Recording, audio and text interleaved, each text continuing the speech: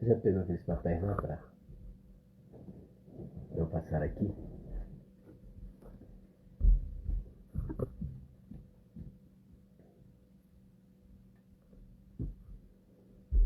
Fica meio... Tum, tum, tum, tum, tum.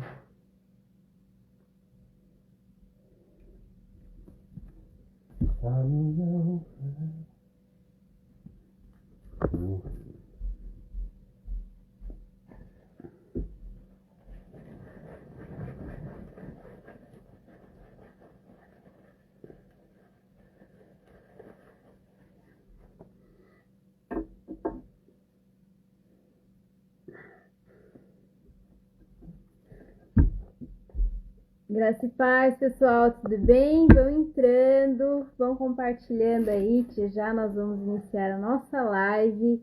Se você tiver alguma pergunta, hoje é o dia. Aqui você encontra uma caixinha de perguntas, onde você pode estar colocando ali. Hoje a gente está aqui só com vocês no Instagram para responder as questões, tá bom?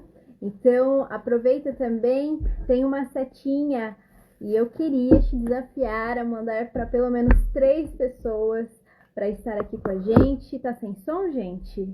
Sem som? Tá sem som? Vocês estão ouvindo ou não?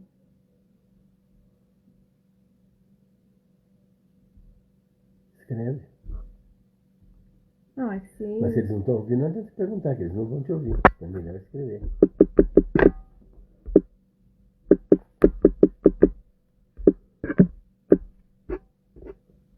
Então, sim, ó. Ah, tá.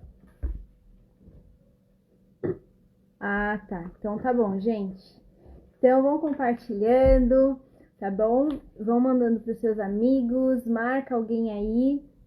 E deixa eu ver se vocês estão ligados. Vão dando coraçãozinho aí pra gente daqui a pouquinho já iniciar. A gente tá aí, nós estamos querendo dar uma atenção maior aqui pro pessoal, para vocês aqui do Instagram, por isso que hoje não tem lá no YouTube. Então aproveitem hoje para tirar todas as suas dúvidas, porque lá no YouTube são muitas perguntas e enfim, aqui também com certeza terão bastante, mas vão deixando aí pra gente já introduzir, tá bom? E estamos aqui com o pastor Elias Soares também.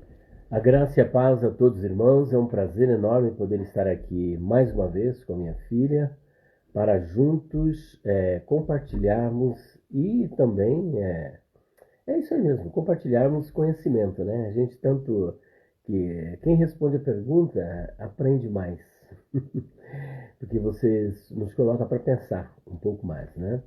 Então, para mim é um prazer enorme estar aqui junto com vocês, mergulhando no conhecimento da palavra de Deus. É isso aí. Gente, eu pensei de última hora e eu queria fazer isso com vocês.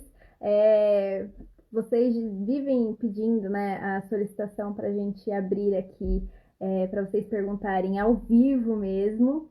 Então, vou tentar fazer hoje, tá bom? Então, assim que a gente iniciar, não sei se meu pai vai introduzir alguma coisa antes, mas hoje a pergunta você pode fazer tanto pela caixinha quanto pelo vídeo, tá bom? Vai ser legal a gente poder conversar com vocês, assim, ao vivo e a cores. Então, você vai falar alguma coisa, cara? Pode? Então, tá bom, gente.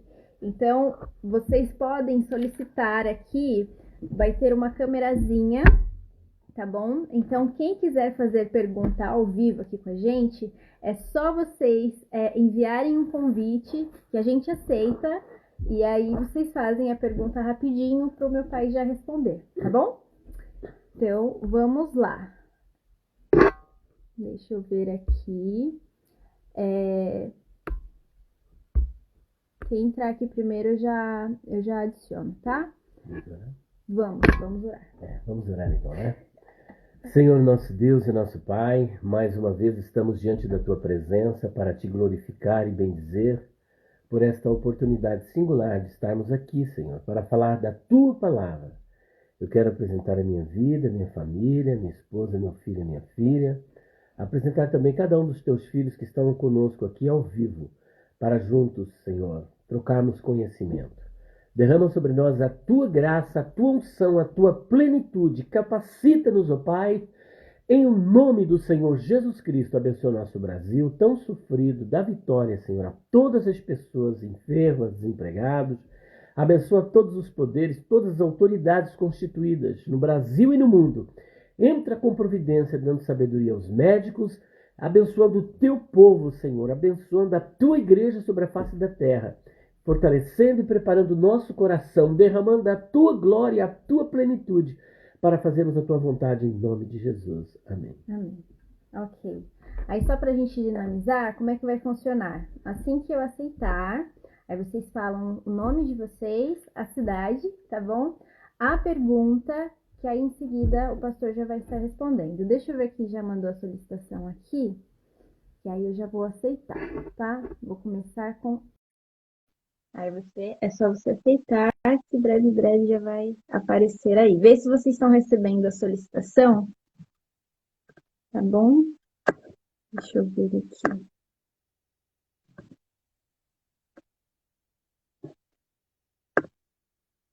Deixa eu ver se agora vai. Senão a gente volta para as outras perguntas que estão aqui. Aí. Ok.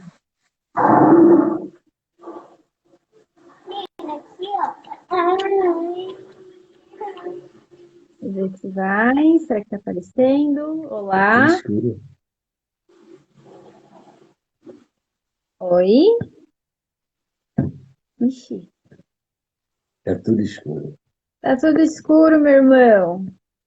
Cadê você? Ixi, você tá não pode participar. Tá, vamos ver então outra pessoa, tá?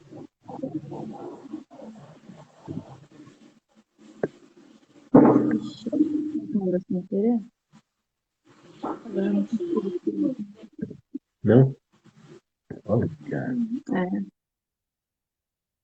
Ah, tá, beleza. Aí saiu. Vou convidar outra pessoa aqui, tá? Deixa eu ver aqui. Leia Wagner, vê se você conseguiu receber aí o convite para a gente tentar falar contigo.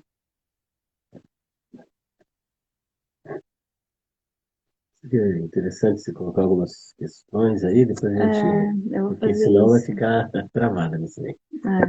Vou colocar então. A gente vai iniciar com algumas questões que estão aqui, tá bom? E aí depois a gente... Vamos lá, o Wesley perguntou o seguinte: qual um livro ou comentário para se entender o Apocalipse? Qual que o senhor indica? Então, para entender o Apocalipse, primeiro a Bíblia, é claro, né? E a chave bíblica para você compreender o Apocalipse é Apocalipse capítulo 1, versículo de número 19. Vamos ver o que está escrito ali? Olha só. Apocalipse 1, 19. Ele vai te deixar você muito bem afinado sobre uma síntese do livro de Apocalipse. Olha o que está escrito. Escreve as coisas que tens visto, e as que são, e as que depois destas hão de acontecer. Perceba que este versículo, ele divide o Apocalipse em três partes: pretérito, presente e futuro. Pretérito, mostrando o capítulo 1 das coisas que João viu ali na ilha de Patmos, que é o Cristo glorificado. Estava mandando escrever sobre isso. As que são, capítulo 2 e 3, são as 7 igrejas do Apocalipse. E as que depois destas hão de acontecer, está projetando o olhar de João, o evangelista, para o futuro. Coisas que ainda não aconteceram, mas que hão de acontecer. E que nós também estamos aguardando. Agora, existem bons livros sobre o Apocalipse. Aí vai depender muito da visão. Numa visão assim, como a nossa, não sei se você é um pré-milenista, pré-tribulacionista, tem algumas obras simples que é da Assembleia de Deus. Por exemplo, o pastor Severino Pedro, Apocalipse versículo por versículo. Tem uma outra obra também, que é o... Não, é do Apocalipse. O Apocalipse é o... Versículo por versículo, pastor Correia. Então tem 3 obras, né, da CPAD. Agora, se você for um pós-tribulacionista, apesar desse autor ser pós-tribulacionista, ele é um arminiano, é interessante, né? Então, para estudo, é o Grant Osborne. Grant Osborne é uma obra exaustiva, eu tenho essa obra, é bem interessante para estudar, ainda que a leitura que ele faz é um pouco diferente da que eu faço. Eu tenho um outro autor também, que é Apocalipse versículo por versículo, que é uma obra muito densa, de algumas centenas de páginas, só que ela está publicada em espanhol. E, enfim, são mais ou menos essas obras que eu deixaria aí como dica. Tem também o Manual de Escatologia, ele também faz uma exposição da Apocalipse. Isso, o Manual de Escatologia de Dwight Pentecost seria até interessante porque ele vai trabalhar bastante o Apocalipse, que já não é um livro específico sobre o Apocalipse, mas ele vai fazer uma abordagem bem interessante de pontos assim polêmicos, difíceis do Apocalipse, né?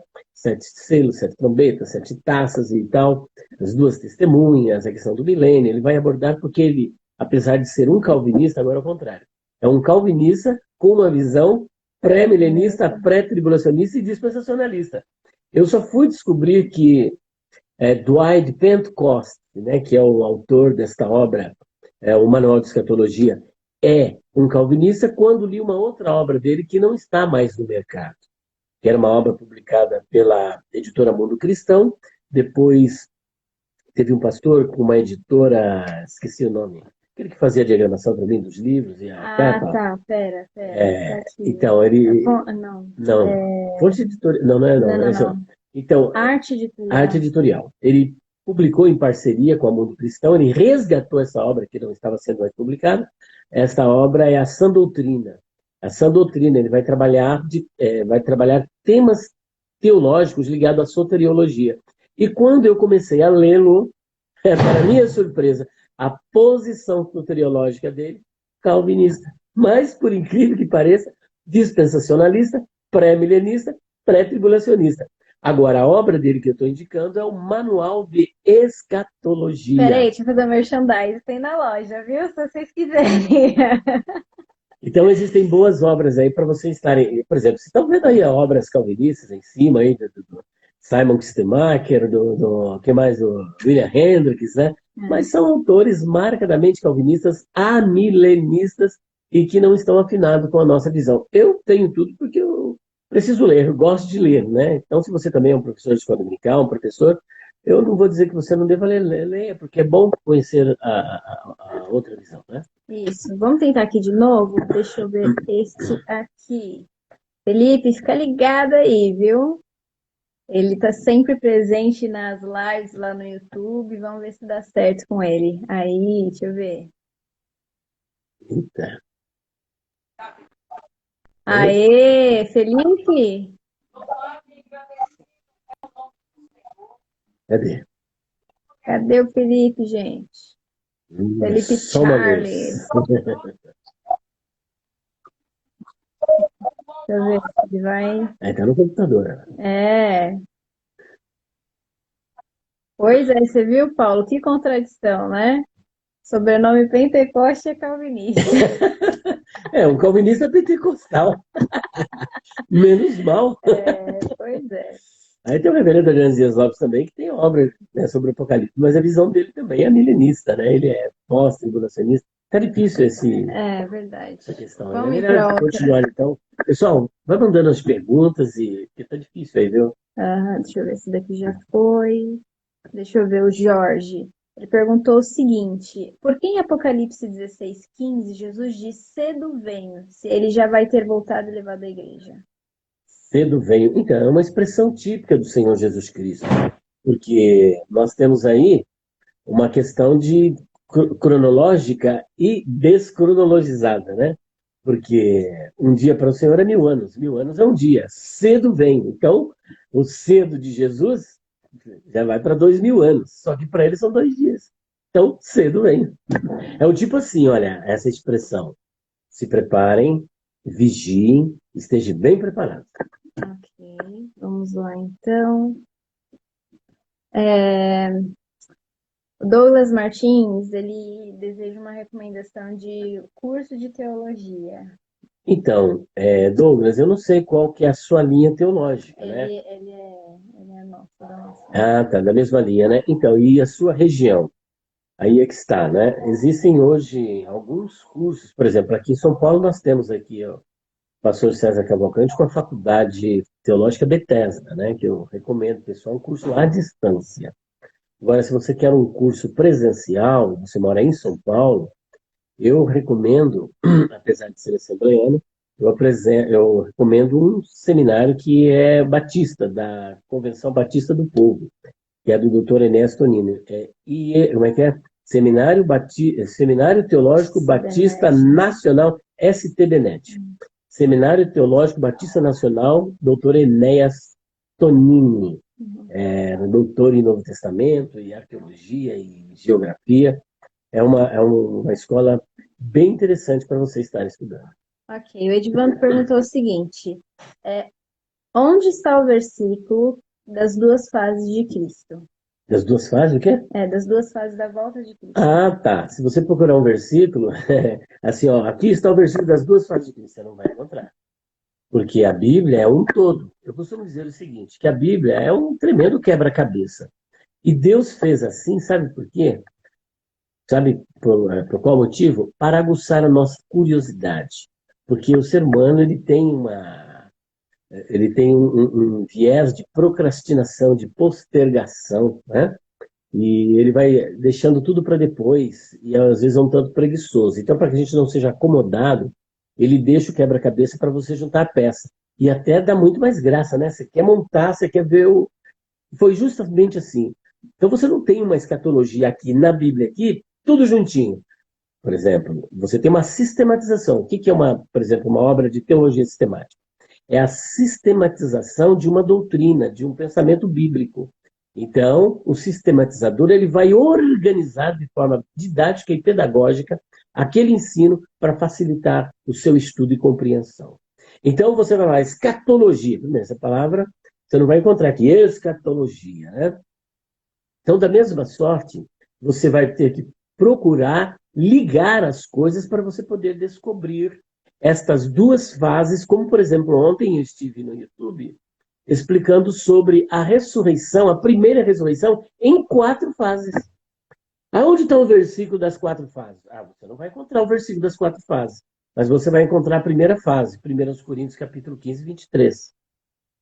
E no mesmo 1 Coríntios capítulo 15, versículo 23, você vai encontrar a segunda fase, porque ela diz, olha, Cristo o primeiro, e os que são de Cristo na sua vinda. Então, Cristo, ele inaugura essa nova realidade, né? Ele inaugura, porque ele é ressuscitado dos mortos com corpo glorificado. E ele diz que depois dele, os que são de Cristo na sua vinda. Então veja que Jesus ressuscitou com o corpo glorificado há quase 2000 anos. E nós ainda não fomos ressuscitados com corpos glorificados. E ninguém, a não ser Jesus, foi ressuscitado com o corpo glorificado. Então primeiro você tem Jesus, depois você tem a igreja, depois você tem as duas testemunhas, depois você tem os mártires da grande tribulação. Tudo isso faz parte da primeira ressurreição, que é apresentada em fases. Da mesma sorte, a fase que Jesus... a primeira fase é o arrebatamento. No arrebatamento, e essa palavra está escrita na Bíblia, em 1 Tessalonicenses, capítulo 4, versículo 17, ali o arrebatamento não mostra Jesus vindo de uma forma nas nuvens invisível. É um rapto, porque a palavra arrebatamento vem da palavra grega, do verbo grego harpazo, que é tomar com violência. Então ele arrebatará de uma forma secreta a sua igreja. Quando da primeira fase, Jesus ele fica nos ares e a igreja vai ao encontro dele nas nuvens. Já na segunda fase, Jesus vem com as nuvens, só que com a igreja. Agora ele vem com a igreja. A primeira fase, ele vem para a igreja. Na segunda, ele vem com a igreja. Na primeira, ele está no ar. Na segunda, ele pisa nos montes das oliveiras. Na primeira, ele vem para arrebatar a igreja, para galardoar e para a participação da festa. Na segunda fase, ele não vem para fazer nada disso. Ele vem aqui para fazer juízo contra as nações. Por exemplo, haverá uma ceia. procure na segunda fase, eis que é vindo com as nuvens de todo olho verá, se haverá essa festa, se haverá esse tribunal de Cristo. Não haverá essa festa, essa ceia. Essa ceia e essa festa na primeira fase. A segunda fase, então, ele vem para fazer juízo contra as nações, para julgar a nação de Israel, para estabelecer o milênio. Então você tem que juntar e montar o quebra-cabeça. E é isso que a gente procura fazer. Ariano perguntou o seguinte: por que cobriram o rosto de Naamã quando estava no banquete que a rainha Esther havia preparado? Provavelmente, eu não vou aqui falar com certeza, né? Gera um estado de humilhação, né? É provável que seja. Eu não vou aqui falar com certeza aquilo que a Bíblia não diz com clareza, mas provavelmente era um costume persa de como se, por exemplo, ele já não fosse digno, ele estivesse já num estado de humilhação, porque o que ele fez foi algo assim que ele não tinha nem mais, não era digno de olhar para a rainha, nem mesmo para o rei. Eu penso que podemos entrar por esse caminho. Não estou aqui afirmando. Podemos pesquisar melhor. Ok, deixa eu ver aqui. Estou pegando as perguntas. Como saber se meu nome está escrito no livro da vida? Então, Romanos capítulo 8, versículos 14 em diante, diz o seguinte, que os filhos de Deus são guiados pelo Espírito de Deus. E todo aquele que é guiado pelo Espírito de Deus, esse é filho de Deus. Há uma confirmação interior. Há uma confirmação. Porque, agora, a maior confirmação é essa. Quando você recebe a Cristo como seu Senhor e Salvador, e você se arrependeu de verdade, é uma promessa do Senhor. Né? O seu nome já está escrito no livro da vida. Então, bastou que você se arrependesse. Então, o seu nome já está escrito no livro da vida.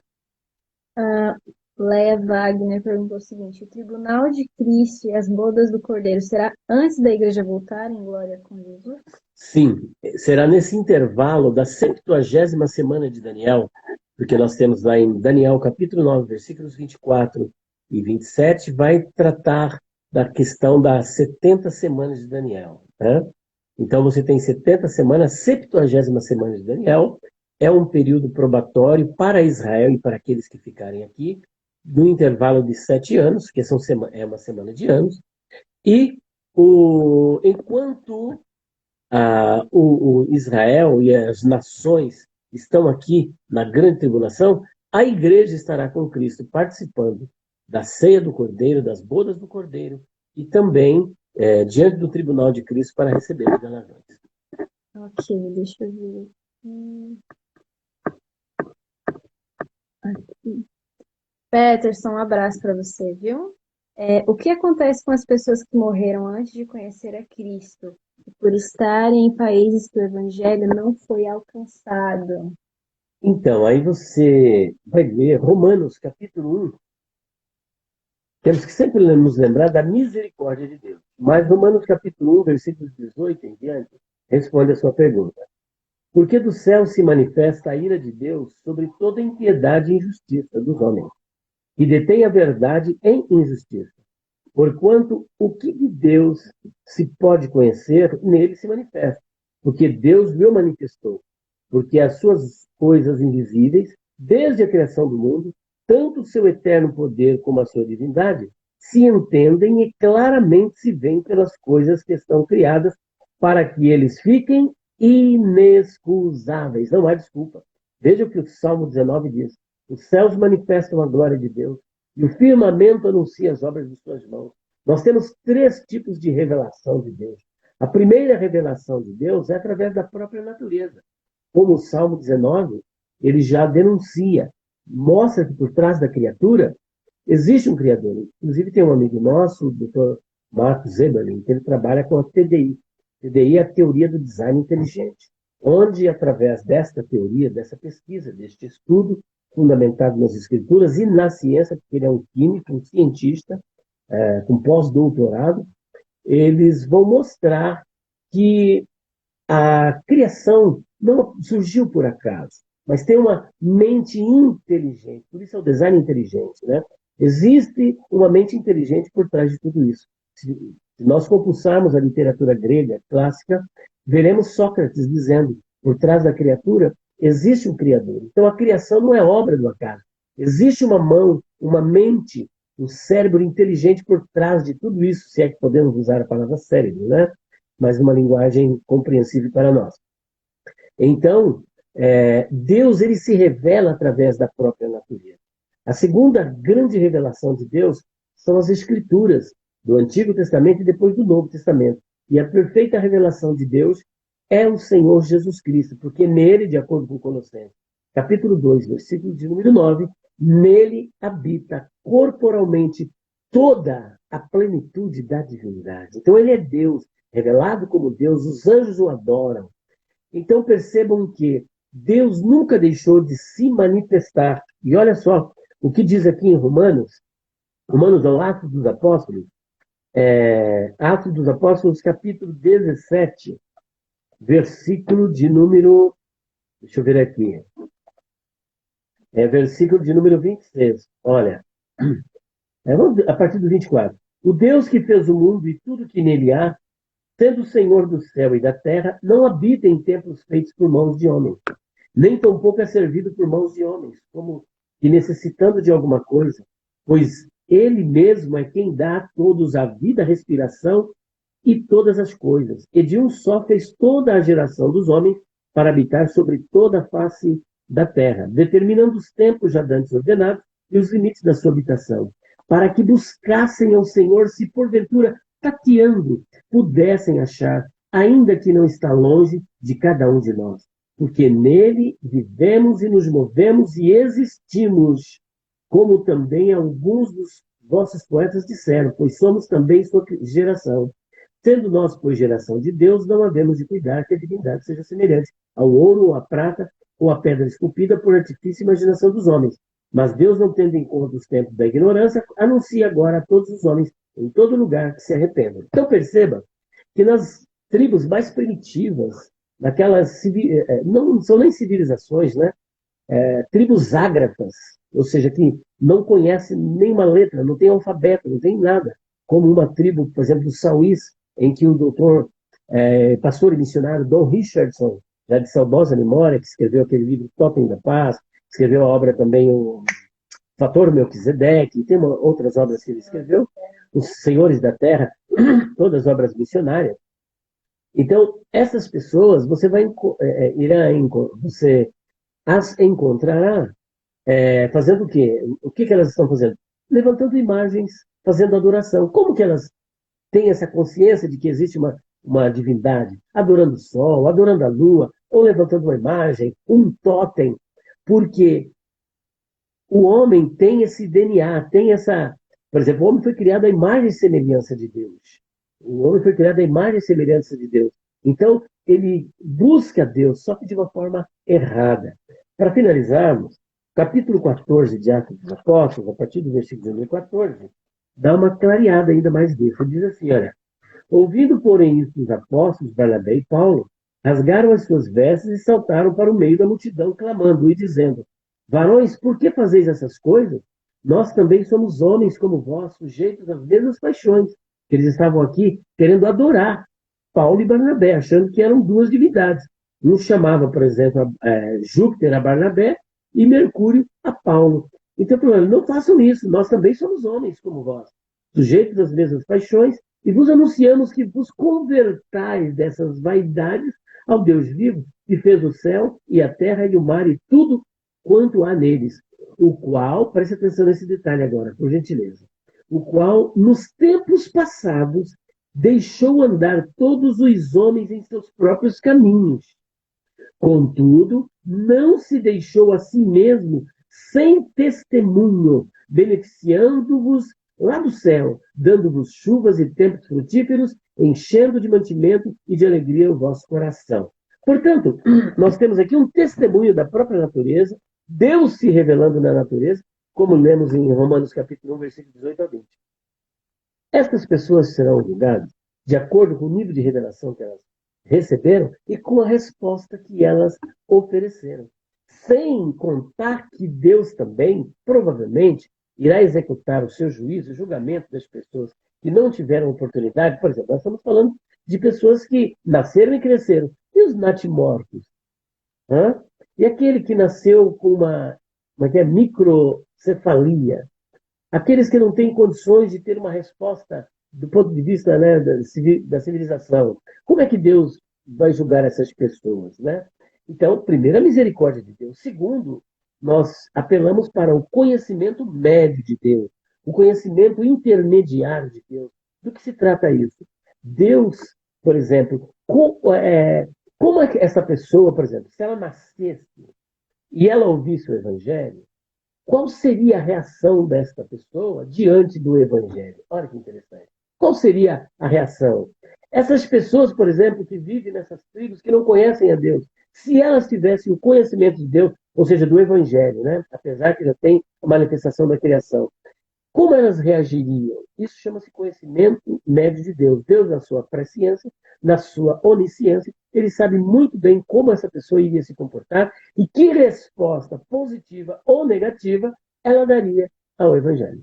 Ok, tá aí. Vamos dar uma pausinha para você falar? Ah, tá. Meus queridos, só rapidinho, eu quero apresentar aqui para vocês o nosso dicionário de palavras, expressões, interpretação e curiosidades bíblicas. É uma obra bem interessante para você que quer se aprofundar no conhecimento da palavra de Deus. E aqui nós trabalhamos várias palavras. O que é o abismo, alabastro, aleluia, amém, tem todo o significado. Antropomorfismo, anticristo, aprisco, bispo, cadáver, calamidade. São várias palavras com etimologia, com origem e significado. Para isso, nós temos expressões. O que é a abominação da desolação, abominável da desolação, alfa e ômega na Bíblia, antiga serpente, arrancar o olho, se o teu olho te escandalizar, arranca-o. Como assim arrancar o olho, né? E vos darei a chave do reino do céu. Será que Deus deu ao Papa a autoridade e deu a chave do reino do céu para ele mandar para o inferno, mandar para o céu quem ele quiser? Será que ele tem essa autoridade? E muito mais do que isso, nós temos aqui o filho de Belial, filho de Davi, são expressões que nós encontramos no Novo Testamento. A questão sobre o livre-arbítrio, sobre a predestinação, o que é sepulcro caiado, ser salvo como que pelo fogo. Toda essa questão da predestinação livre-arbítrio está ali, por exemplo, em Romanos capítulo 9, nós trazemos aqui nesta obra. Por exemplo, curiosidades bíblicas. Nome escrito no livro da vida. O que significa isso? Por que Jesus era carpinteiro e Paulo fazia tenda? Adão e Eva tiveram filhos antes do pecado? A queda de Satanás em Lucas 10, 18. Como era a salvação? Aqui, olha. Como era a salvação no Antigo Testamento? Como responder a testemunho de Jeová? Jesus é igual ou menor que o Pai? Em defesa da divindade de Cristo, por que Jesus tinha que ser homem?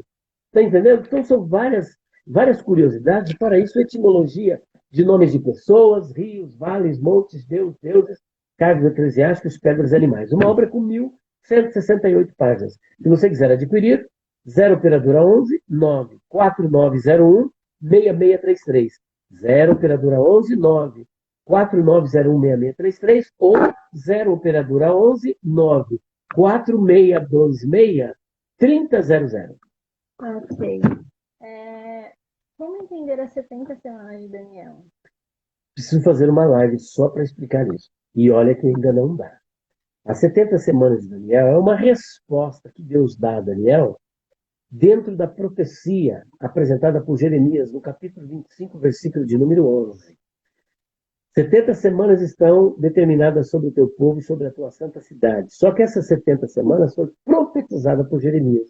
Mas essas 70 semanas não são 70 semanas de dias, mas 70 semanas de anos proféticos. O que ocorre? O povo hebreu foi instruído por Deus para, a cada 6 anos que eles explorassem a terra, o 7º ano, eles deveriam deixar a terra descansar. Mas eles não fizeram isso. Levados pela ambição, eles não respeitaram o ano sabático. Tá? E por não terem respeitado 70 vezes, o Senhor disse que eles iam para o cativeiro e ficar 70 anos no cativeiro. E é justamente o que aconteceu. Quando Daniel vê que as profecias de que havia sido predita pelo profeta Jeremias havia se cumprido, 70 anos havia se passado, falou: Senhor, eu quero uma resposta acerca disso. Então, Deus agora dá uma resposta para ele, mostrando o que iria acontecer no futuro. Estas são as 70 semanas, que 70 semanas de 7 anos, que dá justamente 490 anos. 483 anos fechou ali no Calvário.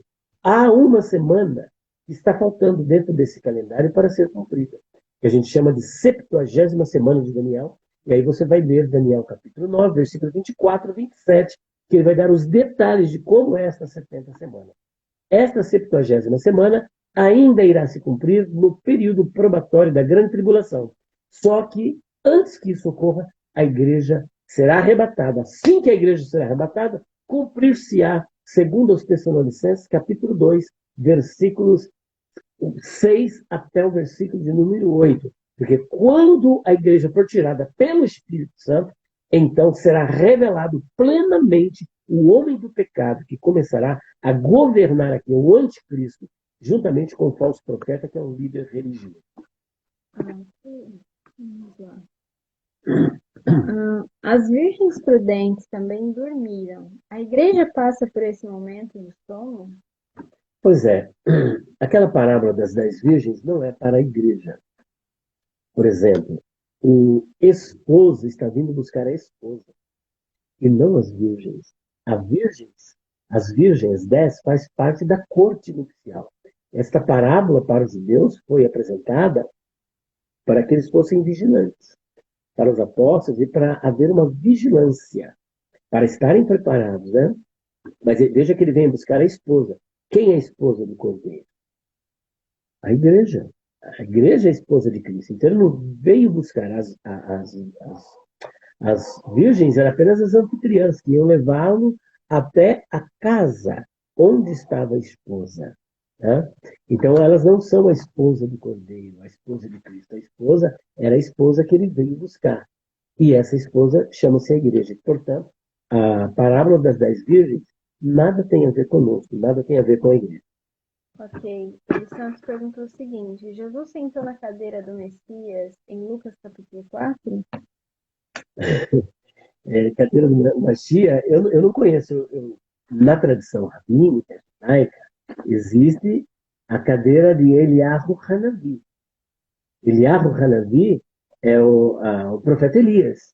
Por exemplo, em todos os lugares por onde você vai, numa sinagoga, num templo judaico, lá tem uma cadeira de Eliyahu Hanavi. Porque aí nós já partimos para a escatologia judaica. E a nossa escatologia brota da escatologia judaica, só que com viés diferente e com uma perspectiva e uma esperança diferente. Por exemplo, né, o Mashiach, que os judeus esperam, é um homem que vai morrer e não vai ressuscitar.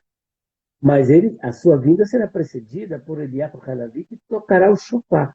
E quando o shofar tocar, eles acreditam que os mortos vão ressuscitar, porém não com o corpo glorificado.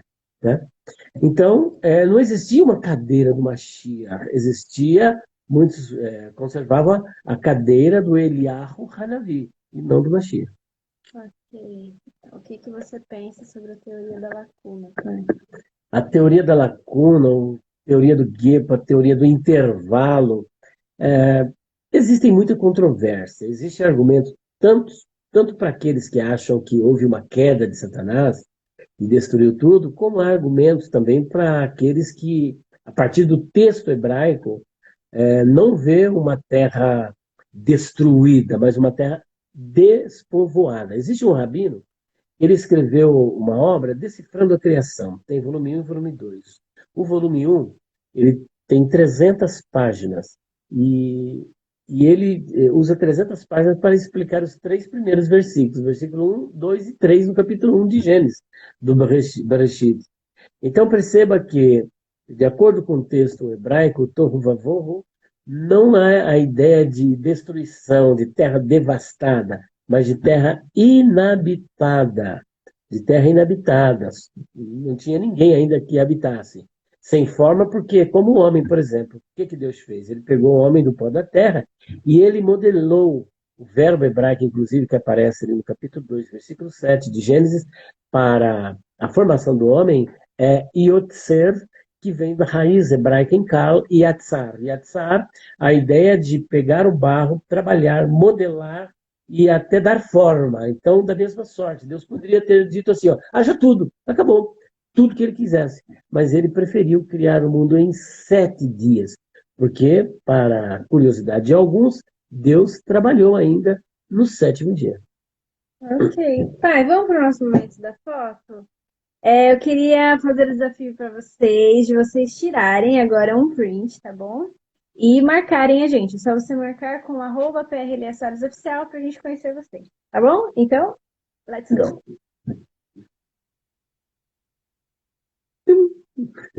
Foi, né? Não sei se foi, mas vamos lá. Deixa eu pegar aqui.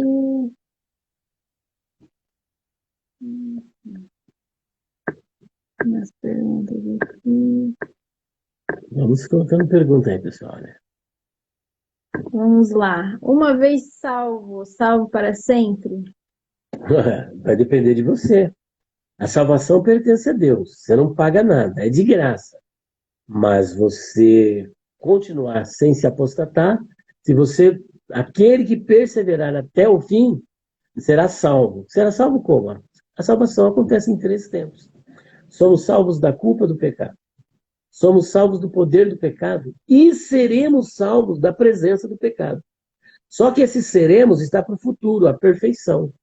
Então, entre sendo salvo do poder do pecado e ser salvo da presença do pecado, há um intervalo, que é a sua vida aqui na Terra. Depende da maneira como você vai viver. Você pode ser salvo para sempre se você permanecer fiel. Aquele que crer e continuar crendo, se você deixar de crer, de depender de Deus, e deliberadamente, maldosamente se apostatar da fé, como está em Hebreus 6, 4-8, e ainda no capítulo 10, 26-29, então, infelizmente, para você não é para sempre. É isso aí. Então, com essa resposta, quem perguntou aí se ele era calvinista ou arminiano, né, gente? Ah, eu tinha dúvida? É. Uau. Vamos lá. Calvinista só aqui, ó, tá vendo? Ó, calvo. Deixa eu ver aqui.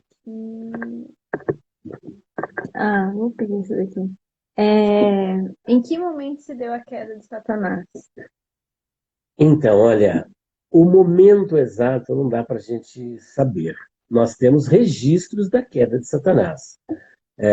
Como ele caiu, o porquê dele ter caído e o que aconteceu.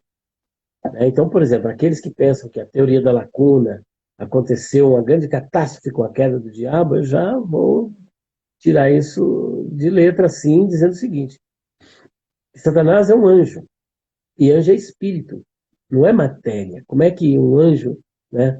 Então não tem como, faz sentido cair aqui e destruir tudo, aí Deus vai ter que refazer tudo novamente? Pô, que poder é esse, né? Não é ogiva nuclear, nem quantas ogivas nucleares precisariam para destruir o planeta, meu Deus do céu.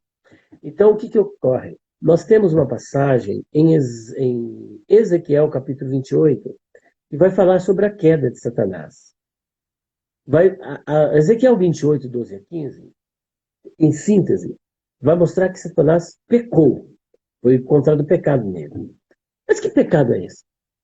Você vai para Isaías. É por isso que eu disse que a Bíblia é um quebra-cabeça. Ezequiel diz, esse anjo pecou. Isaías diz, vai apresentar o pecado dele. Subirei ao céu, acima das estrelas de Deus exaltarei meu trono, e serei semelhante ao Altíssimo. Então, ele queria ser igual a Deus, a questão dele é soberba. Tanto é verdade que essa mesma síndrome, né, é chamada Síndrome de Lúcifer, inclusive tem um livro com esse título, né, Síndrome de Lúcifer, em que ele tentou injetar e conseguiu no coração de Eva e também de Adão, que é o querer ser igual a Deus. Olha, como? Porque sabe por que ele não quer que vocês comam? Porque ele não quer que vocês sejam iguais a ele. Então, o mesmo problema dele, ele coloca no casal. Então, Ezequiel, capítulo 28, mostra que ele pecou. Isaías, capítulo de número 14, dos 12 ao 15, vai mostrar o pecado dele. Quando você vai para 1 Timóteo, capítulo 13, versículo 6, Paulo vai denunciar o pecado, mais especificamente, quando ele diz para Timóteo, Timóteo, quando você for ordenar alguém ao ministério, você não pode colocar pessoas novas, um neófito. Por quê? Para que ele, se ensoberbecendo, não venha cair na condenação do diabo. Ou seja, o pecado que levou o diabo à queda foi justamente a sua soberba, num ato voluntário dele. Isso até Calvino, ó, o próprio Calvino mostra que ele não caiu porque alguém levou ele à queda, mas por um ato deliberado dele, ele caiu. E ele não foi criado daquela forma, mas ele caiu por si mesmo. Depois você tem a passagem de Lucas, capítulo 10, que os amilenistas, os calvinistas procuram usar para mostrar que o reino já começou, quando os discípulos disseram, Senhor, no teu nome até os demônios se não sujeitam. Ele disse, eu via Satanás cair do céu como um raio. Então ele já diz, o reino do milênio já começou ali, os amilenistas. Diz que já começou ali, se concretizou na cruz, e nós estamos aí já vivendo esse milênio. Mas a bem da verdade é uma denúncia ali da queda de Satanás. Eu via Satanás caindo do céu como um raio. Depois você liga isso em Apocalipse, capítulo 12, versículos 3 a 10, e aí fecha a tampa do caldeirão. Wilker Melo, João 14, como o senhor entende? Já está preparado ou Jesus foi preparado?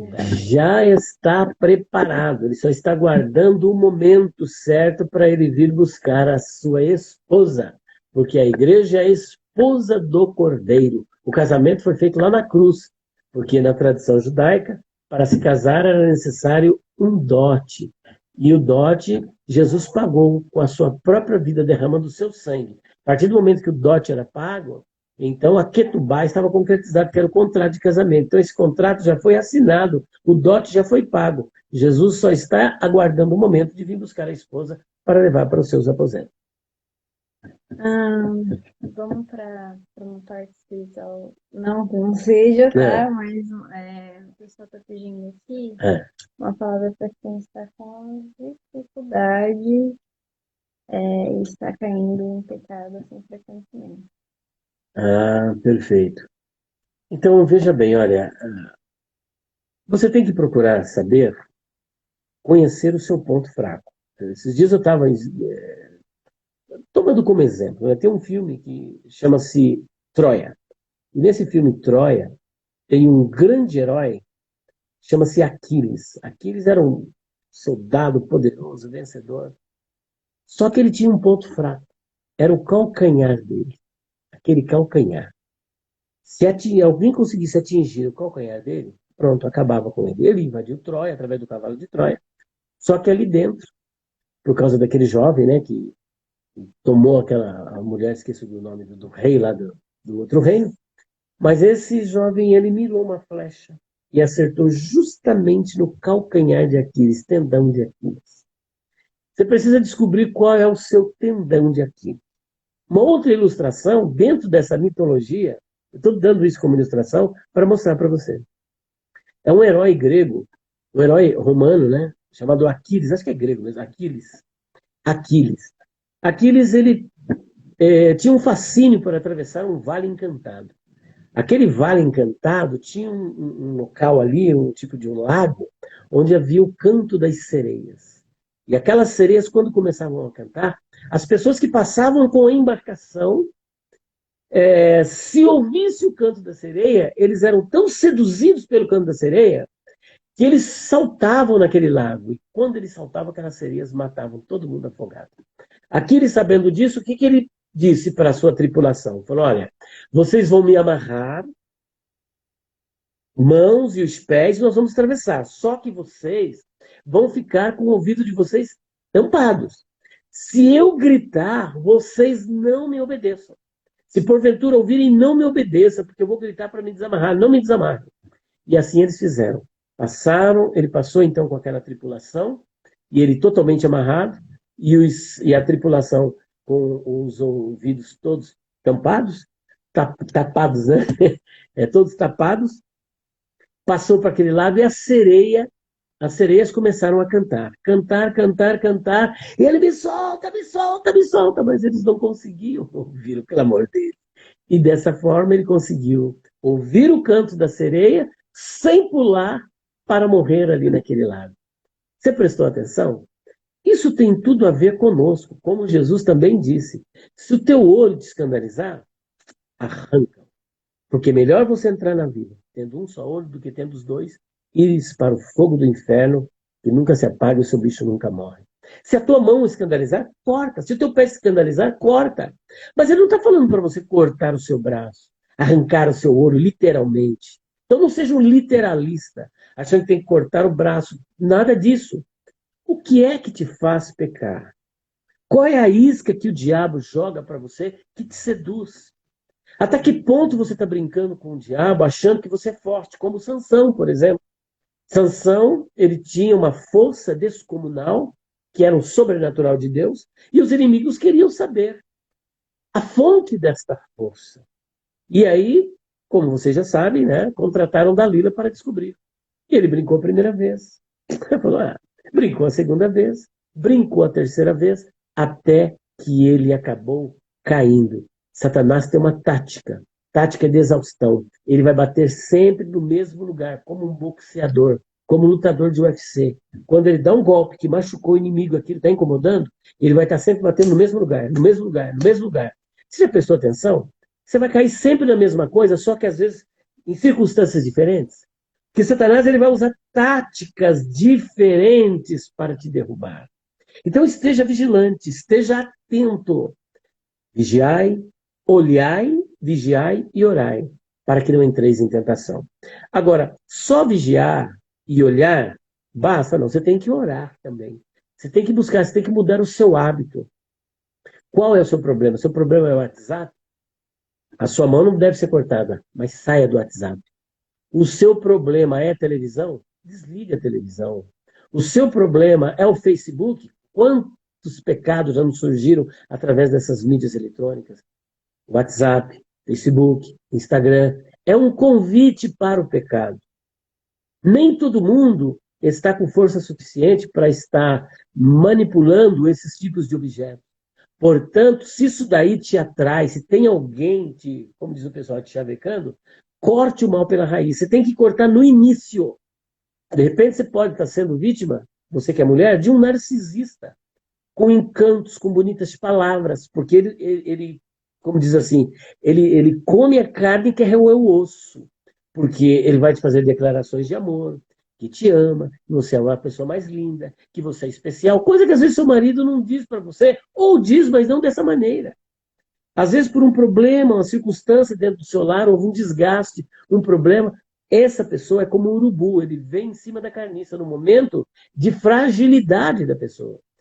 Você é a melhor pessoa, que fala bonito, que você é mais linda, mas não, ele não é nada disso. Tudo isso aí é para te engodar e levar você para aquele lugar que você sempre cai. Da mesma sorte, o homem pode ser também vítima de uma mulher narcisista, que vem com as mesmas palavras, te cativou, te dominou, te controlou emocionalmente. Cuidado com as suas emoções, porque nós somos traídos pela nossa emoção. Quantas pessoas que têm formação acadêmica, têm doutorado, pós-doutorado, mas intelectualidade, quando você está dominado emocionalmente, de nada vale. Se você deixar a sua emoção te dominar, você pode ser especialista, você pode ser. Há pouco tempo estava ouvindo uma reportagem de uma moça que é especialista em negócio como é que é? Teoria da computação? Sim. TI. Especialista. Caiu no golpe de uma quadrilha. O camarada se passando por engenheiro de navio, foi lá elogiando e pegando os pontos fracos, prometendo se casar e tá. E aí ela queria, ele falou, eu estou aqui em Santos, em São Paulo, eu posso ir até aí, não dá para você vir, porque estou no meio do mar consertando o navio. E aí começou a pedir dinheiro, sei que ele conseguiu arrancar dela R$ 278 mil. Então o narcisista, além de arrancar o seu dinheiro, vai te iludir, roubar a sua esperança, roubar a sua alegria, se você é casado, vai destruir o seu lar. Eu até aconselho você, se porventura for o seu caso, entre na internet e coloca assim, ó, narcisista. O perfil existe assim de pessoas, pastores narcisistas, são verdadeiros psicopatas, sociopatas, eles não têm sentimento. Todas as palavras que eles falam é simplesmente visando o seu ego, eles são egocêntricos, invejosos, egoístas, doentes mentais, sem cura, sem capacidade de amar, sem sentimento, brincam com as suas vítimas e depois te descarta, te joga no lixo, faz você ficar correndo atrás dele ou atrás dela, você está entendendo? E mendigando um pouquinho de amor. Aqueles elogios, em princípio, que ele te dava, que você era linda, maravilhosa, inteligente, com o tempo, quando está próximo a te descartar, ele vai começar agora a apresentar seus defeitos. Porque ele te usou, você era o suprimento dele ou dela. Te usou, abusou, agora ele precisa de uma nova fonte. Se você for uma fonte de renda, ele vai te segurar. Porque ele precisa dessa renda para ele se manter. Porque a maioria deles são parasitas. Não querem fazer nada, querem se aproveitar das suas vítimas. Portanto, vigie, ore, busque a Deus, estude sobre isso, se você está sendo vítima de um narcisista, que é um psicopata, é um sociopata, é um doente mental, é um fraco, é um medroso, é um covarde, uma pessoa sem caráter, um destruidor de família, destruidor de caráter, de personalidade e de vidas e de pessoas. Ladrão da alegria, ladrão da esperança. Tudo que ele deixa é uma sombra, uma escuridão e uma destruição. Portanto, fique na presença de Deus, ore, mas ore de verdade. Se você caiu, esse é o grande problema. Às vezes a pessoa cai e aí não confessa para ninguém. Não confessa para o marido, vai, conta para uma pessoa que não tem nada a ver, e ela é estimulada a cair de novo, porque existem muitas pessoas persuasivas para te conduzir ao pecado novamente. Aí você se acostuma com o pecado. Se você bobear, você fica com a mente cauterizada. Você vai ficando, então, ali seduzido e engodado pelo pecado. Você quer até sair, mas você não consegue mais. Porque você está preso pela emoção, presa pelo sexo. Porque tudo que é proibido, que é feito fora do relacionamento conjugal, do lado de fora, é mais gostoso. Se o pecado doesse, queimasse, ninguém pecaria. Mas porque ele é delicioso, é gostoso naquele momento, todo mundo peca. Está entendendo?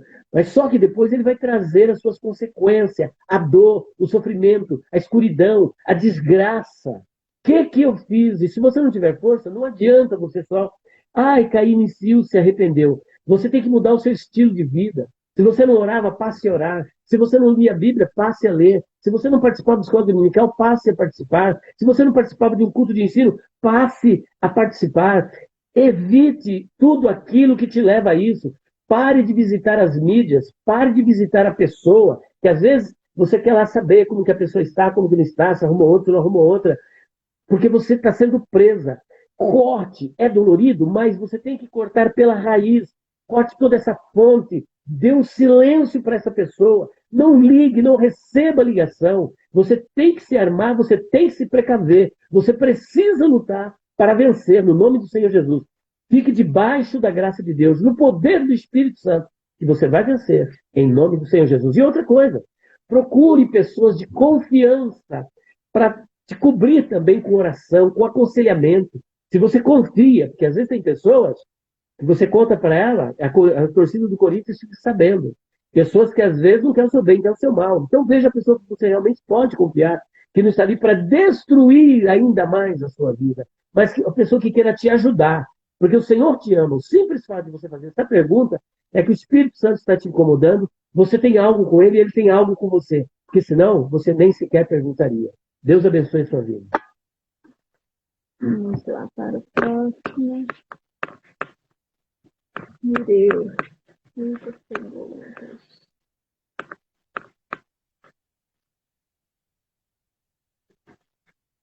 Vou pegar daqui do chat mesmo, tá? Vamos lá. Wesley perguntou o seguinte: existem demônios piores do que o Lúcifer? Olha, eu estou para dizer que sim. Sabe por quê? Porque lá no Tártaro, os demônios estão acorrentados no Tártaro. E Lúcifer também sozinho. Por que eles estão acorrentados? Hã? Às vezes tem, vamos supor, um camarada que idealiza um crime. Porque numa quadrilha existe aquele que eles chamam de mentor intelectual. Isso, muito bom. Mentor intelectual. Mas o mentor intelectual é um cara inteligente, sagaz e tal. E ele tem a patota dele, pessoas extremamente perigosas, terríveis, periculosas, como é que fala? Sádicas. Quantos filmes que tem que o camarada não quer que mate ninguém? E tem um lá que se invoca, vai lá e mata, mas não era para matar. E foi justamente aquilo ali que fez com que a quadrilha fosse presa. Às vezes, requinte de crueldade, bota fogo, esquarteja a vítima, arranca o olho. E às vezes não é um mentor intelectual. Então, Satanás ele é terrível. Mas eu creio que ainda existem os demoninhos lá, porque os demônios não caíram porque Satanás caiu, diferente do homem. Quando Adão caiu, todos caíram. Quando Satanás caiu, ele caiu sozinho. E cada anjo que caiu, caiu por sua conta própria. Não tem descendente de anjo, porque eles não procriam. Deus criou cada anjo individualmente. Então, se nós não pensarmos assim, por que esses anjos estão presos no Tártaro, conforme está em 2 de Pedro 2,4? Tá. Vamos ver aqui.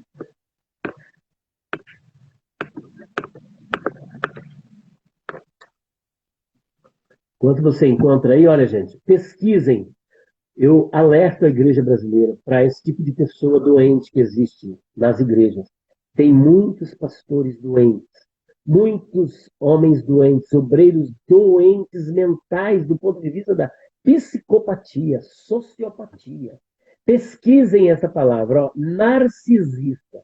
Existem vários canais no YouTube falando sobre narcisistas, ó, tá sim de narcisistas, pastores que têm os seus capachos, pessoas que têm obediência cega, é capaz de fazer coisas bárbaras para agradá-los, porque eles são vaidosos, são narcisistas, eles acham que eles são o centro do mundo. Como descender, né, com o erro desse líder. Como descender com o erro. Então eles acham que eles são o centro do mundo, tudo gira em torno deles. Tiveram problemas na infância, às vezes foi estuprado quando tinha seus 5 anos, não se deu bem com o pai. Então eles têm um problema de traumas emocionais, não conseguiram amar, não foi amado pelo pai, não consegue amar. São pessoas que não têm cura. Vale lembrar São que incuráveis. existem os psicopatas, a gente estava conversando até esses dias, né? É. Existem os psicopatas que nós entendemos, aqueles que são sádicos, que matam as pessoas de uma maneira muito fria, mas existe uma outra classe de psicopatas, que são os psicopatas do colarinho branco, né? Então, geralmente, essas pessoas, elas são muito sociáveis, Muito ok? afáveis, ô meu querido, meu amado, trata bem, mas daqui a pouco vai entrar nas suas mídias sociais e pega uma foto sua. Posta aquela foto lá no Instagram e fala, olha, top, linda. Começa assim, manda uma foto, pega a sua, ele vai te estudar. A mulher psicopata vai estudar o homem, e o homem psicopata vai estudar a mulher. O seu ponto de fragilidade, a sua carência afetiva. Às vezes você vem de um relacionamento conturbado, está num processo de separação, e você está ali na mão do pastor, que você acha que é da sua confiança, e é um sociopata. Então, estude esses vídeos para você detectar. Não é que todos são, mas existem muitos que estão camuflados. São especiais, muito inteligentes, vaidosos, tipo metrosexual, não, sabe? Tudo muito bem, inteligente, tudo organizadinho, bonitinho, aquela palavra mansa, suave, mas são verdadeiros demônios. Demônios, lobo em pele de ovelha. Tome cuidado. Se você souber de alguém que está atravessando por essa fase, alerte essa pessoa. Pegue esses vídeos, mostre. Eu ainda quero gravar um vídeo só sobre narcisismo. Ok, vamos lá. As marcas de Cristo em Paulo eram as cicatrizes? As marcas de Cristo em Paulo eram o sofrimento pelos quais ele passava. Paulo foi marcado pelo sofrimento que Cristo também sofreu. Todos aqueles que piedosamente quiserem servir a Cristo Jesus padecerão perseguições. Paulo foi perseguido, foi açoitado, passou tudo que Cristo. Ele chega ainda a dizer, ainda traga no meu corpo as marcas do Senhor Jesus, né? Eu cumpro no meu corpo o que resta das aflições de Cristo Jesus. Paulo, com a cidadania romana, ele nem sequer poderia ser açoitado. Inclusive, isso eu trabalho nos meus livros. Ele não poderia ser açoitado, um cidadão romano. E ele, 5 vezes, ele foi açoitado com flagro romano, foi flagelado, ou melhor, com o azorrague judeu, né, dos judeus, ele foi açoitado, eram 40 chibatadas, era a sentença do Malkuth, que era a lei dos açoites. Ele, se ele quisesse, ele poderia apresentar esses judeus diante do tribunal romano e crucificá-los. Mas por Cristo, ele padeceu e sofreu tudo isso. Tiago, nós fizemos uma live na semana passada ou retrasada, tá? O quê? De segunda Tessalonicenses. Foi no domingo Retrasado, retrasado, né? né? Então, tenta depois dar uma olhadinha lá, que tem mais de 1 hora só para E falar domingo sobre passado nós tivemos respondendo perguntas sobre isso. isso. Vamos ver aqui. Pastor, como eu diferencio uma pessoa que tem unção para uma pessoa que não tem? Então, uma pessoa que tem unção, depende de unção, porque se for unção do Espírito, todo aquele que creu de verdade se arrependeu já é ungido. Agora, aquele que prega com a unção do Espírito Santo, o próprio Espírito Santo vai comunicar a você, você vai sentir isso, você vai ver isso, tá? Agora, sempre alerta, usado por Deus é diferente de ser aprovado por Deus. Tem muitas pessoas usadas até por Deus, mas que já estão reprovadas por Deus. Então, alerta, gente, nos últimos tempos, fique esperto que os lobos estão rondando o rebanho. Eu gosto muito daquela passagem que Paulo diz, né? Que depois da sua partida virão. Lobos cruéis que não perdoarão o rebanho. Então, hoje nós temos, sabe, que você tem que estar em comunhão com Deus. O Espírito testifica com o nosso Espírito que nós somos filhos de Deus. E ele testifica também às pessoas que não são de Deus. Se você estiver em comunhão com Deus, você vai detectar quem não é de Deus. Quem é de Deus, quem não é. Não é que você vai ficar julgando, não. O Senhor vai te dar discernimento, para você saber. Então, perguntou, polêmica, hein? Eita. Essa questão da visão apostólica que está crescente agora, para eles não tem mais disciplina, batismo, tudo é acessar, governar, novo pacto, uma graça infinita, tudo pode. O que o senhor acha disso? Eu acho doutrina do demônio. Olha aqui, ó. Eu acho isso aqui, olha. Você viu que há poucos dias aí não é nem apóstolo.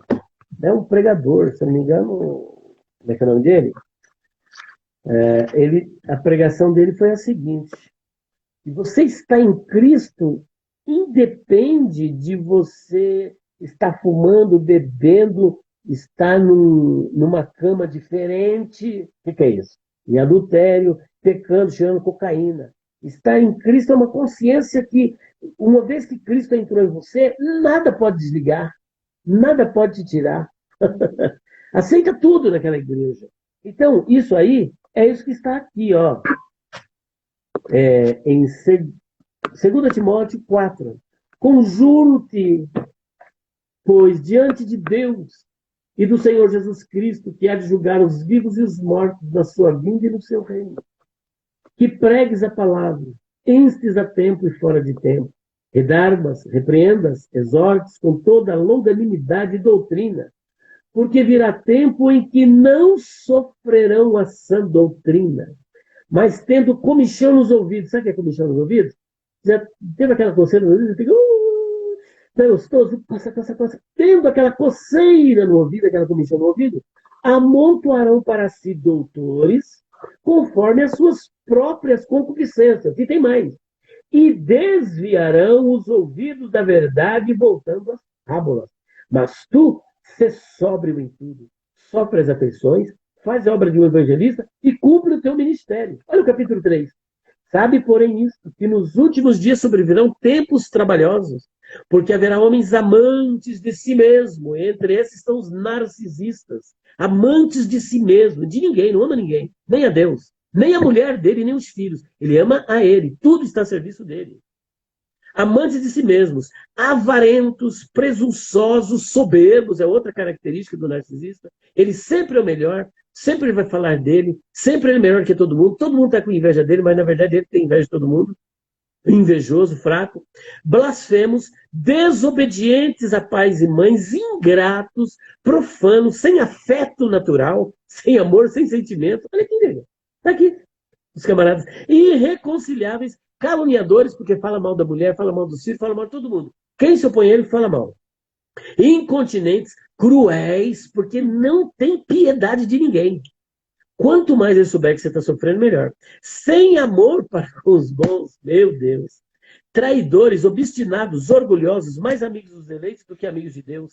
Tendo aparência de piedade, mas negando a eficácia dela. Como pode parecer tanto? Destes, afasta-te, porque deste número são os que se introduzem pelas casas e levam cativas mulheres nécias. carregadas de pecados, levadas de várias concupiscências, que aprendem sempre e nunca podem chegar ao conhecimento da verdade. Portanto, está aqui o retrato do narcisista. E esses pastores têm isso aí, eles estão ali a serviço deles, eles querem o bem deles, eles querem se servir, andar de carrões, eles querem se sentir poderosos, ter domínio sobre o rebanho. Pedro tem uma mensagem para essa raça aí, eu já chamo de raça. Olha aqui, capítulo 5. Deixa eu ver aqui, onde ele diz, não como tendo domínio sobre o rebanho e tal. Como é que deve ser a atitude do pastor? Ele não tem que apacentar o rebanho de Deus, que é entre vós. Aqui, ó. Capítulo 5, versículo 2. Todo um. Aos presbíteros que estão entre vós, admoesto eu, que sou também presbítero com eles, e testemunha das aflições de Cristo, e participantes da glória que se há de revelar. Apacentai o rebanho de Deus que está entre vós, tendo cuidado dele, não por força, mas santarronice tão poderoso, mas voluntariamente, nem por torpe ganância, mas de ânimo pronto, nem como tendo domínio sobre a herança de Deus, mas servindo de exemplo ao rebanho. E quando aparecer o sumo pastor, alcançareis a incorruptível coroa de glória. Vocês estão vendo que esse tipo, essa classe, essa raça, essa peste já estava sendo denunciada desde o primeiro século. Então, você viu as características? Montada aqui as características do monstro social, sociopata. Então, olha, a maioria desses líderes são doentes que transfazem do rebanho a sua satisfação pessoal. Não deu certo na vida em alguma coisa, então eles montam o rebanho para eles terem domínio, para se autoafirmarem. São líderes fracos, fracos emocionalmente, fracos espiritualmente, fracos psicologicamente. E ele precisa de estar mandando. Então ele vai mandar o quê? Com o Espírito, usar a Bíblia para poder se satisfazer. Eles não estão trabalhando para Deus, estão trabalhando para si mesmos. Essa é a questão. Meu Deus. Vamos lá para as últimas perguntas para a gente encerrar.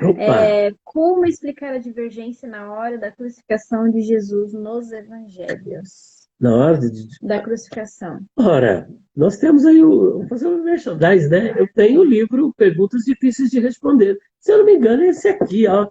Fininho aqui, olha. Perguntas Difíceis de Responder. É o mascotinho, volume 1. A que horas foi Cristo foi crucificado? Lá em Marcos capítulo 15, 25, diz, e era cerca da 3ª hora quando crucificaram. O que é a 3ª hora? 3ª hora, no calendário judaico, nada mais é do que 9 horas da manhã. Só que quando você vai ler o Evangelho segundo João, capítulo 19, 14 em diante, você vai perceber que era cerca da 6ª hora, que é meio-dia, Jesus ainda estava diante de Pilatos. Como pode? Eu deixo para você, olha, essa obra aqui. Perguntas difíceis de responder. E por falar nisso, temos uma coleção. Perguntas difíceis de responder. Volume 1, volume 2, volume 3, volume 4. As 4 obras, o 4º volume é sobre a imortalidade da alma, quase 500 páginas. Tem outro com 380 e poucas páginas, outro com 312 e esse daqui com 80. Todas essas obras saem para você por R$230, já incluso o frete. A gente até divide para você em 3 vezes. Perguntas difíceis de responder. Tem mais de 300 questões polêmicas. 0 operadora 11 94901 6633. 0 operadora 11 94626 3000. Dá para deixar aí depois, né? Já tá aí? E ainda tem esse dicionário aqui, ó. Dicionário de palavras, expressões, interpretação e curiosidades bíblicas com 1.168 páginas. De 360 por R$180. Você coloca R$20 de frete para todo o Brasil. 0 operadora 11 94901 6633 ou 0 operadora 11 94626 3000. Gente, esse alerta que eu estou dando é porque os lobos estão por aí. Eu não estou jogando conversa no ar, tá? Está cheio desses lobos. Pessoas que pintam as maiores barbaridades e infelizmente tem uma liderança frouxa que deixa essas pessoas ainda continuarem a dominar os rebanhos. Tira o camarada de um lugar e bota para outro. Que é assim, o camarada bagunçou, tira ele daqui e põe lá. Para ele fazer novas vítimas. Igual uma que aconteceu agora em Camboriú. 6 moças estupradas, meninas de 13 a 15 anos. E o camarada é um grande líder da igreja e assessor parlamentar lá na prefeitura de Camboriú. Gente, é uma barbaridade, a gente tem que denunciar. Ah, mas se a mídia... E aí? Eu tenho que estar preocupado com a vítima. Será que na primeira vítima que esse camarada fez, se ele tivesse sido disciplinado ou preso, ele teria feito mais 5 vítimas? Então vamos ficar atentos, alertas, está cheio de lobos cruéis, disfarçados de ovelha, fala muito bem, prega bonitinho, mas são lobos cruéis. Pesquisem sobre narcisistas, eu deixo para vocês. Pesquisem, porque são verdadeiros lobos cruéis sendo introduzidos nos rebanhos. Estão fazendo um estrago, e muitas lideranças fazendo vistas grossas, deixando esses lobos, alimentando esses lobos. Ai, coitado, vamos ajudar ele, porque senão se cair na mídia... E aí? Eu estou acabando de denunciar na mídia. Tá bom? Então não é para dar moleza, não é crueldade. Gente, isso é safadeza.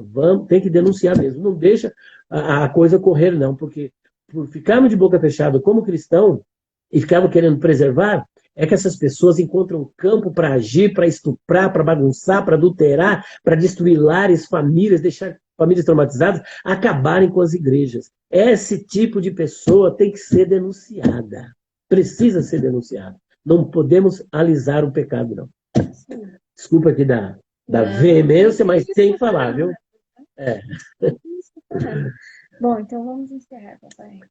Senhor, nosso Deus e nosso Pai, mais uma vez queremos te glorificar e bendizer pela sua bondade, graça, amor e misericórdia.